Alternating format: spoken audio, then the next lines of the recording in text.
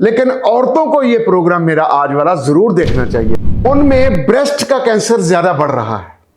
अगर आप देखें रेशो पाकिस्तान में या दुनिया में, तो छाती का कैंसर जो है वो बड़ी तेजी से फैल रहा है। और अल्लाह ने कोई ऐसी बीमारी नहीं भेजी जिसका इलाज नहीं भेजा अल्लाह ने, मासवा मौत के।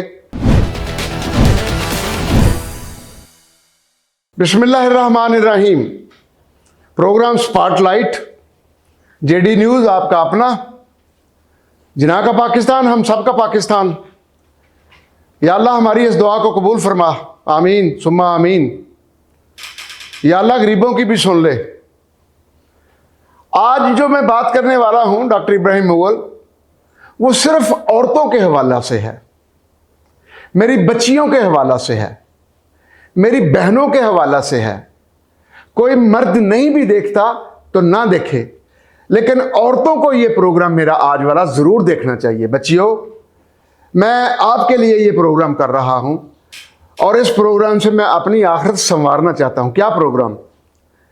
कैंसर बड़ा बढ़ रहा है, दुनिया भर में बढ़ रहा है, और मेरी बहनें, मेरी बेटियां, मेरी माएँ और मेरी भतीजियां, भांजियां, उनमें ब्रेस्ट का कैंसर ज़्यादा बढ़ रहा है। अगर आप देखें रेशो पाकिस्तान में या दुनिया में, तो छाती का कैंसर जो है वो बड़ी तेज़ी से फैल रहा है। और अल्लाह ने कोई ऐसी बीमारी नहीं भेजी जिसका इलाज नहीं भेजा अल्लाह ने, मासवा मौत के। आज आपको पैगाम देना चाहता हूं, लेकिन जिसको पैगाम देना चाहता हूं वो भी एक औरत ही है, वो है मरियम साहबा। और अगर ये पैगाम पाकिस्तान लेवल पे चले जाए तो क्या कहने। असल में तो ये प्रोग्राम सारे पाकिस्तान का है, सारी दुनिया का है। ये जो ब्रेस्ट कैंसर है इतना ज़्यादा फैल रहा है कि अमीर तरीन आदमी मैंने देखे, उनके बेटी को हो गया, बीवी को हो गया, बहन को हो गया, डिफेंस में कोठियां बिक गई, कैंसर फिर भी ठीक ना हुआ और वो औरत बेचारी कब्र में चली गई। अपने तौर पर कोशिश पूरी करें कि इसका इलाज हो। अब इसका इलाज जो है वो हुकूमती सतह पर तवज्जो दरकार करता है। मरियम साहबा आपसे, वज़ीर आज़म साहब आपसे ये बड़ी अपील है इंसानियत के नाम पर। एक टेस्ट आया है जिसे हम कहते हैं मैमोग्राफी, MAMOGRAPHY, मैमोग्राफी। साइंस ने तरक्की की है। मेरी तमाम वो बहनें, बेटियां जो पाकिस्तान में 30-35 साल से ज़्यादा उम्र की हैं, शादीशुदा हैं या गैर शादीशुदा हैं, मरियम साहबा को चाहिए कि पंजाब के, और शहबाज शरीफ साहब को चाहिए कि सारे पाकिस्तान के अस्पतालों में ये ऑर्डर कर दें और एक एक अस्पताल में 8-8, 10-10 बूथ बना दें। और मेरी माएँ बहनें जिनकी उम्र 30-35 साल और 65-70 साल के दरमियान है, वो हुकूमत कोई टेलीफोन नंबर अनाउंस करे, वहाँ से वो अपॉइंटमेंट ले, जिस अस्पताल की उन्हें बारी आए वहाँ चली जाए और अपनी मैमोग्राफी करा ले। अगर ये हुकूमती खर्चे पे होनी चाहिए, अगर कोई अपने खर्चे पे करना चाहता है तो वो भी करे। लेकिन ये इतना ज़रूरी हो गया है कि मेरी माँ बहन शाम को रोटी ना खाए तो कोई बात नहीं, लेकिन ये मैमोग्राफी का टेस्ट जो है, मेरा अपनी एक अजीज़ा थी, आज उसका आखिरी दिन था। डॉक्टर 2 साल हुए कह रहे थे मैमोग्राफी हो जाए, क्योंकि इसकी बहन को भी ये मसला था। उन्होंने ना कराई, वो मसला आया।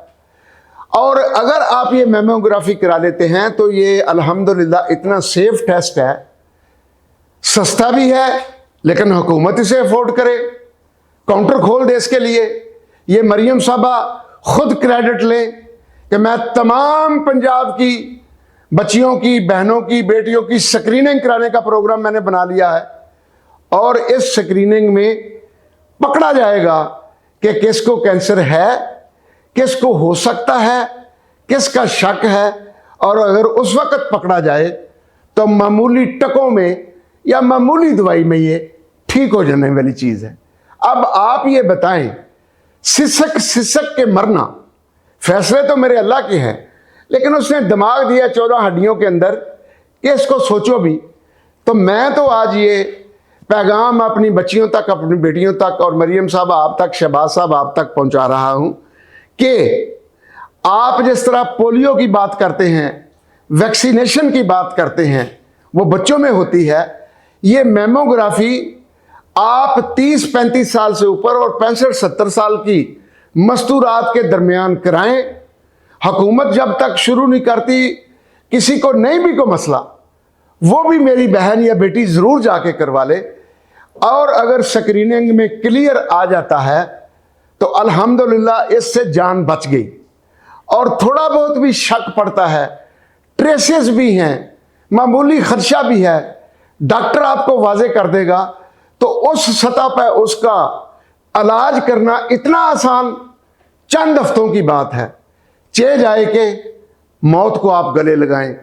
और आखिर में यही कहूँगा कि ये टेस्ट, ये स्क्रीनिंग, ये एक ऐसी एहतियात है जो मगरबी दुनिया में तो हो रही है। लोग चूंकि नेशनल हेल्थ सिक्योरिटी में कवर्ड हैं, लिहाजा गवर्नमेंट पहले करवा देती है, क्योंकि कल को ये बीमारी हो गई, आज अगर 5,000 का खर्चा है गवर्नमेंट का, तो कल को ये 5 लाख में भी ठीक नहीं होगी बीमारी। लिहाजा हुकूमत इसकी जिम्मेदारी ले। 100 जगह पे अल्ले तल्ले बाबू एंजॉय कर रहे हैं। आज मौसम था तो मैंने फ़ोन किया किसी बाबू को, कहता है मुगल साहब आज दफ्तर जाने वाला मौसम ही नहीं था, आज तो मैंगो खाओ।